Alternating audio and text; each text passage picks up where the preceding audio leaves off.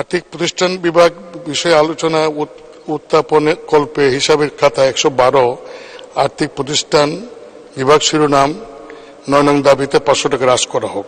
মাননীয় স্পিকার, এটা আসলে আমার একটা প্রতিবাদ, প্রতীকী প্রতিবাদ বলতে পারি। মাননীয় স্পিকার, মাননীয় অর্থমন্ত্রী মহোদয় তার মন্ত্রণালয়ের অধীন আর্থিক প্রতিষ্ঠান বিভাগের যা বাজেটে বরাদ্দ ছিল তার চেয়ে অতিরিক্ত আরো প্রায় 500 কোটি টাকা তিনি খরচ করেছেন। সেটাই আজকে যাতে মঞ্জুর করা হয় সেই জন্য তিনি এই দাবিটা উল্লেখ করেছেন। মাননীয় স্পিকার, আমার প্রশ্ন হলো মাননীয় আপনার মাধ্যমে মাননীয় অর্থমন্ত্রী মহোদয়ের কাছে যে আর্থিক প্রতিষ্ঠানের যে কাজ তার মধ্যে একটা বড় কাজ হলো ব্যাংকিং ডিভিশনকে সুপারভাইজ করা বাংলাদেশ ব্যাংকের মাধ্যমে।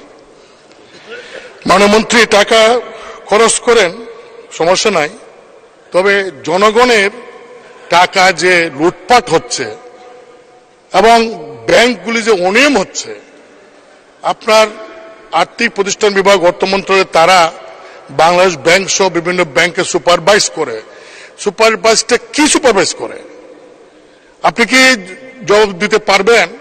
পিকে হালদার 3,500 কোটি টাকা নিয়ে সে চলে গেল বিদেশে। জনতা ব্যাংক থেকে একজন কাস্টমার 1,000 কোটি টাকার লোন নিয়ে চলে গেল।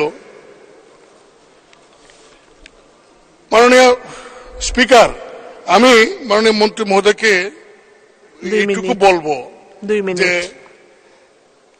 বাংলাদেশ ব্যাংক তারা বিভিন্ন সময় দেখা যায় যে বিভিন্ন বড় বড় প্রতিষ্ঠানের তারা লোন নেওয়ার পরে সুদ মওকুফের দরখাস্ত করে।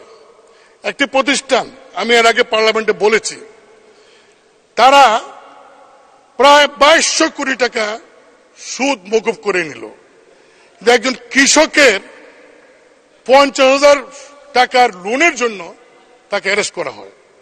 এবং মাননীয় অর্থমন্ত্রী, আমি এর আগে বলেছি যে 4টা ইনগ্রিডিয়েন্টস আছে বাংলাদেশ ব্যাংকের নিয়ম অনুযায়ী কোন ব্যক্তি বা প্রতিষ্ঠানের কোম্পানির লোনের ইন্টারেস্ট মওকুফ করার। 4টার মধ্যে একটা ইনগ্রিডিয়েন্টস নাই এরকম প্রতিষ্ঠানের কয়েকশো কোটি টাকা এক্সিম ব্যাংকের মালিক, তার প্রতিষ্ঠানে কয়েকশো কোটি টাকা মওকুফ করে দেওয়া হয়েছে। এগুলি কি?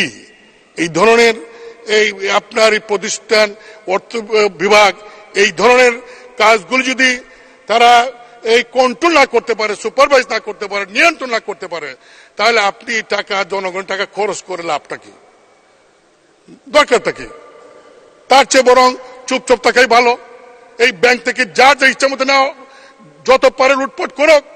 2009 সালে যখন আওয়ামী লীগ সরকার গঠন করে তখন ঋণ খেলাপি ছিল 22,000 কোটি টাকা।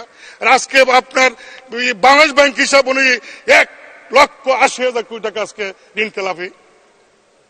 ঋণ খেলাপিকে ধরতে পারেন না, ঋণ নিয়ে বিদেশে চলে যাবে, পাচার হয়ে যাবে। এই দেশ থেকে ডলারের ক্রাইসিস। কেন ক্রাইসিস?